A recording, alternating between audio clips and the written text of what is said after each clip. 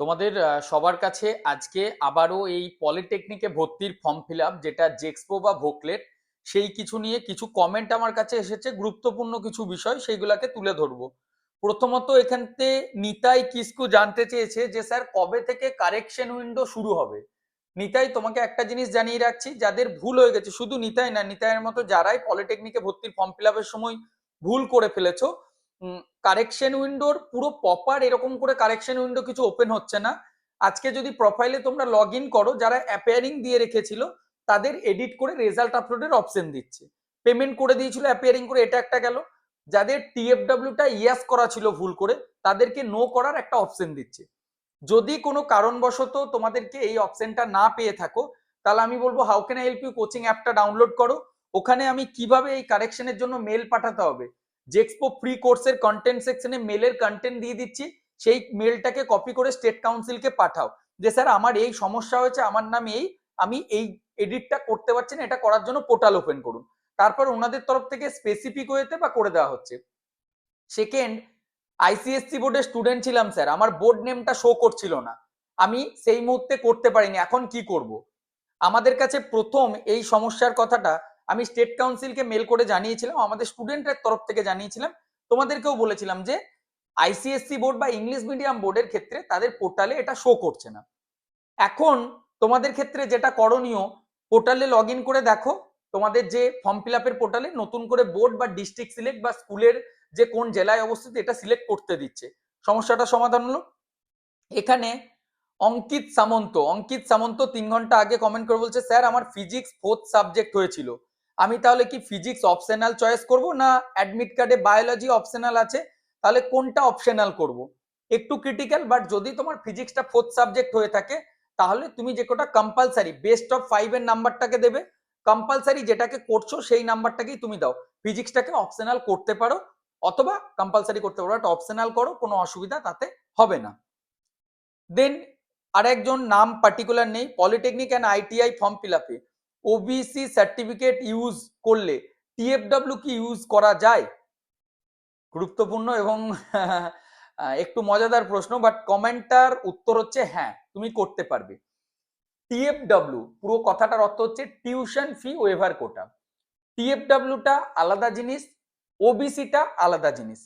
টিএফডব্লিউ certificate বানানোর একটা format আমি নেক্সট একটা ভিডিও দিয়ে দিচ্ছি, যে ভিডিওতে আমি তোমাদেরকে বলে দেবো। টিএফডব্লিউটার পুরো অর্থ টিউশন ফি ওয়েভার কোটা। তুমি সরকারের কাছে অনুরোধ করছো, আমি গরিব পরিবার থেকে বিলো করি, আমার ফাইন্যান্সিয়াল অবস্থা ভালো নয়, আমাকে টিউশন ফিটাই ছাড় দেওয়া হোক। ফ্যামিলি ইনকামের উপর, বাবার বা মাই যিনি গার্জেন, ওনার ইনকামের উপর টিএফডব্লিউ সার্টিফিকেটটা ডিপেন্ড করছে। একজন জানতে চেয়েছে স্যার পলিটেকনিক আইটিআই একসাথে কি ফর্ম ফিল আপ করতে পারবো? হ্যাঁ, তুমি polytechnic ITI first year second year ITI সবগুলোর ফর্ম ফিল আপ একসাথে করতে পারো, কিন্তু পড়াশোনা দুটোর একসাথে করতে পারবে না, যে কোনো একটার করতে হবে। এখানে তারপর পলিটেকনিক অ্যান্ড আইটিআই এর স্যার প্রাইভেট কলেজে কত টাকা খরচা হয়?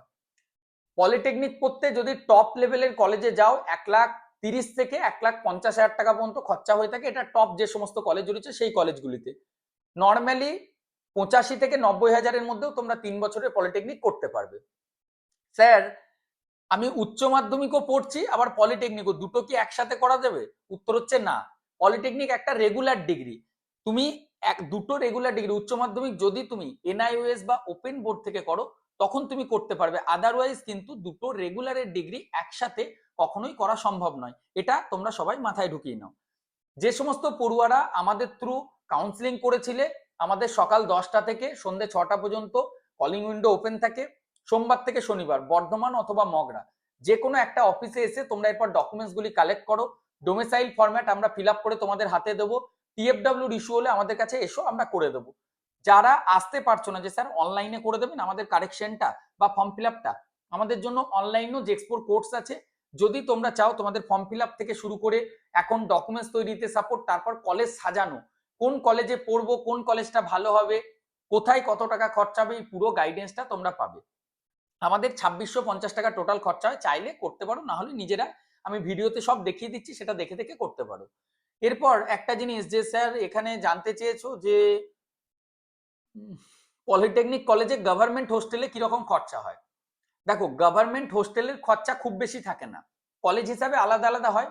তবে 1750 থেকে 2000 টাকার মধ্যে গভর্নমেন্ট হোস্টেল থাকা খাওয়া মিলিয়ে 1 মাস কমপ্লিট হয়ে যায়। যদি তোমরা মেসে থাকো, মেস মানে যেখানে 4 জন 5 জন একসাথে একটা কাজের মাসি রেখে বা নিজেরা রান্না করে খেলে বা পেন গেস্ট হিসাবে থাকলে তখন খরচাটা ডিফারেন্ট হয়।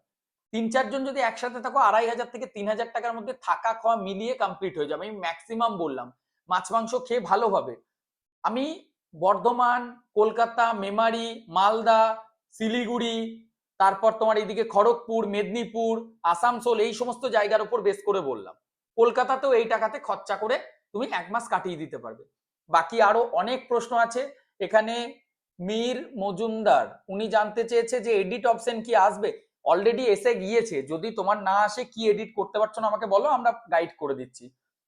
স্যার মেকানিক্যালটা ভালো হবে না কম্পিউটার সায়েন্সটা ভালো হবে?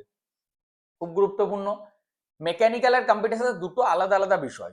মেকানিক্যালটা হচ্ছে core engineering department, computer science ইঞ্জিনিয়ারিংটা হচ্ছে আইটি রিলেটেড পার্ট। কম্পিউটার সায়েন্সটা কোর ইঞ্জিনিয়ারিং এর নয়। কম্পিউটার সায়েন্স করার পর বিটেক তোমাকে কম্পালসারি পড়তেই হবে, কিন্তু মেকানিক্যাল পড়ার পরই ডিপ্লোমা করার পরই তুমি হিউজ জব পাবে। যারা কম্পিউটার সায়েন্স নিতে চাইছো, যদি 60% নাম্বার মাধ্যমিকে বা উচ্চ মাধ্যমিকে না থাকে, তাহলে কম্পিউটার সায়েন্স নেওয়ার পর চাকরি পেতে তোমাদের সমস্যা হবে। ম্যাক্সিমাম কোম্পানি যখন ক্যাম্পাস ড্রাইভ ইন্টারভিউ মানে কলেজে যখন কোম্পানি এসে তোমাদেরকে ডাকে চাকরির জন্য, সেই ইন্টারভিউ তুমি বসতেই পারবে না। এটা একটা গুরুত্বপূর্ণ পার্ট, মাথায় রাখবে সবাই। যাদের নাম্বার ভালো আছে, ম্যাথ খুব ভালো লাগে, বিটেক পর্যন্ত পড়াশোনা করতে পারবে, তারা কম্পিউটার সায়েন্স নাও, মানে 3 বছর ডিপ্লোমা তারপর আবার বিটেক, তার জন্য কম্পিউটার সায়েন্স ঠিক আছে। না হলে যদি তাড়াতাড়ি চাকরি পাওয়ার উদ্দেশ্য থাকে গভর্নমেন্ট জব, তাহলে diploma in computer science technology এটাই হচ্ছে বেস্ট। যারা আমার সাথে সরাসরি এসে দেখা করতে চাইছো, বর্ধমান বা মগরায় এসে তোমরা কথা বলতে পারো। আর পার্টিকুলার যে ডেতে আমি থাকবো তার জন্য একটা অ্যাপয়েন্টমেন্ট বুকিং প্রসেস হয়, বা আমাদের কল করে জেনে নিতে পারো। যাদের বাড়ি এখন অনেকটা দূরে, তারা ফোনে কল করবে। 10টা থেকে এই নাম্বারগুলো অন থাকে। রাত্রে বা রাত 10টা 11টায় করবে না, সকাল 10টা থেকে বিকেল 5টা পর্যন্ত। একবার না ফোন রিসিভ করতে পারলে, যদি বিজি পাও, কল করবে আবার। যে কোনো একটা নাম্বারে ম্যাম বা স্যারদের সাথে কথা বলো, ওনারা গাইড করে দেবে। তোমরা চাইলে অনলাইনেও এখন করতে পারবে। যাদের নাম্বারটা একটু বেশি হয়ে গিয়েছে, মানে নাম্বার কম আছে, র্যাঙ্ক বেশি হবে, তারা চাইলে এখন থেকে ওয়েস্ট বেঙ্গলের একটা সেরা কলেজে সিট বুকিং প্রসেস যদি করতে চাও, সেটা তোমরা করতে পারো। আমি তার জন্য পুরো গাইডেন্স দিয়ে দেবো। আপাতত এই ভিডিওটা এখানেই শেষ করছি, দেখা হচ্ছে নতুন ভিডিওতে খুব শীঘ্রই। ভালো থেকো, সুস্থ থেকো। আর তোমাদের জন্য একটা হোয়াটসঅ্যাপ চ্যানেল ও হোয়াটসঅ্যাপ গ্রুপ খুলে দিয়েছি, লিঙ্ক ডেসক্রিপশনে আছে, তাড়াতাড়ি গিয়ে সেখানে জয়েন করে যাও। Thank you.